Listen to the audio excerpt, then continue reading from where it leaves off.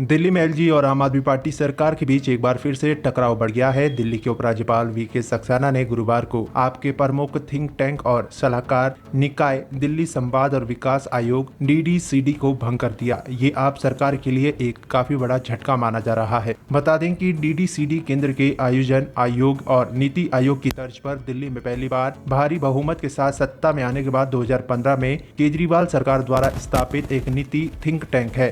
डीडीसीडी का उद्देश्य डोमेन विशेषज्ञों को शामिल करना था और नीतियों पर विचार करना, दुनिया भर से सर्वोत्तम प्रथाओं और नीतियों की पहचान करना और अनुवाद करना था। ये दिल्ली सरकार को ठोस सिफारिशें भी देती है। आप सरकार का दावा है कि थिंक टैंक ने दिल्ली मॉडल को आकार देने में महत्वपूर्ण भूमिका निभाई है। केजरीवाल ने थिंक टैंक के अध्यक्ष के रूप में कार्य किया। इसमें एक उपाध्यक्ष और अन्य गैर आधिकारिक सदस्य भी शामिल थे। उनकी शर्तें मौजूदा सरकार के साथ मेल खाने वाली थी और उनकी नियुक्तियां केजरीवाल द्वारा की गई थी। दिल्ली सरकार के अनुसार आयोग ने पिछले कुछ वर्षों में आप सरकार की कई प्रमुख परियोजनाओं पर काम किया। इनमें दिल्ली का रोजगार बाजार पोर्टल शामिल है, जो नियोक्ताओं और कर्मचारियों को एक साथ लाने वाला एक मंच है। साथ ही वन दिल्ली ऐप भी इसी की देन है, जो अन्य सुविधाओं के अलावा सार्वजनिक बसों की लाइव लोकेशन को ट्रैक करने और संपर्क रहित टिकटिंग की सुविधा प्रदान करने में मदद करता है। आप सरकार का कहना है कि डीडीसीडी ने दिल्ली में वाहन वायु प्रदूषण को कम करने के लिए इलेक्ट्रिक बसों को बड़े पैमाने पर अपनाने के लिए अगस्त 2020 में शुरू की गई दिल्ली इलेक्ट्रिक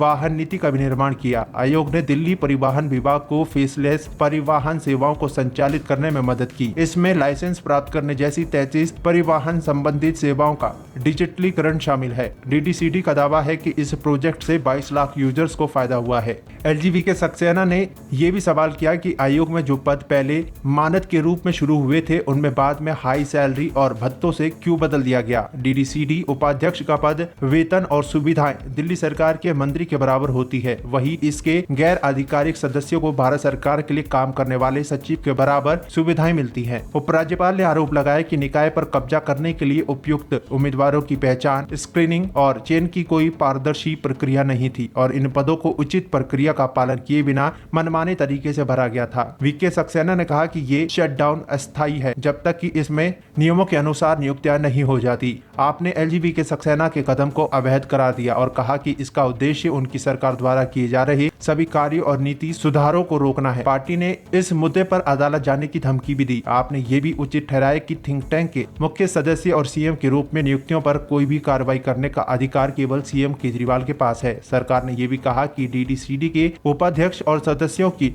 नियुक्ति प्रक्रिया भाजपा सरकारों सहित पूरे भारत में सभी राज्य सरकारों में सार्वजनिक आयोग के लिए अपनाई जाने वाली प्रक्रिया के समान है। नवंबर 2022 में वीके सक्सेना ने डीडीसीडी के उपाध्यक्ष जैस्मिन शाह के कार्यकाल को इन आरोपों पर सील करने का आदेश दिया था कि उन्होंने कार्यालय का इस्तेमाल राजनीतिक उद्देश्यों के लिए किया था। आपने इस कदम को दिल्ली उच्च न्यायालय में चुनौती दी। मामले पर अभी भी सुनवाई चल रही है।